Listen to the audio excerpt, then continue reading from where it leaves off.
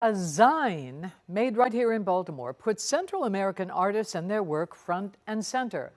La Horchata. It started in 2017 and it's grown to have a national, sometimes international audience. And if you are unfamiliar with Zine, it is a self-published DIY magazine, and our Dennis Flair sat down with the creators of La Horchata as well as a featured artist as part of Hispanic Heritage Month coverage, and they all say the Zine fills a large void. If you've walked past Wolf Street Academy in Upper Fells Point, you've seen one of Jesse DeSantis' largest pieces of artwork.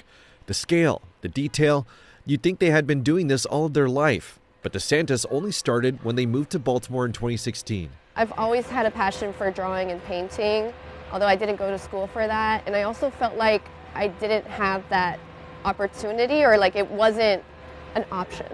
What showed them they could? This, the La Horchata zine. This is like one of those old Baltimore water fountains that aren't in use anymore. DeSantis has since contributed to several issues.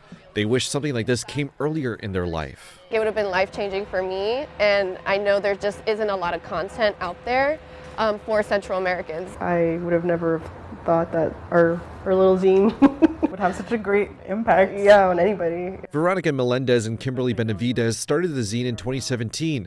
Melendez was wrapping up her MFA program when she realized there wasn't any publication dedicated for Central American artists. But initially, the idea was to be digital. It just existed as a WordPress. That didn't go anywhere, it didn't get published, it just was lost in cyberspace, I think. And then fast forward 3 years later, in 2017, I think, we kind of were like, okay. Becoming the print version you see on this table.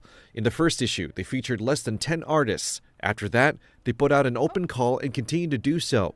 They now feature close to 20 artists an issue, and they're from all over the country, sometimes from Central America, bringing a big audience. From the beginning, we had notes or emails, like when people would order them, they would put like little notes in the order, and like, I live in Oklahoma or something, and I have no one around me that's Central American, so like this is like my community. Benavides and Melendez are in the middle of making their next zine.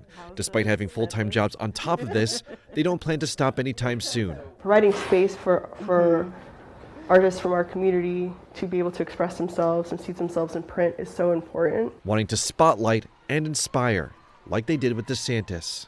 Seeing this, I probably would have pursued art earlier in my career. Reporting on your corner in Baltimore, I'm Dennis Valera for WJZ.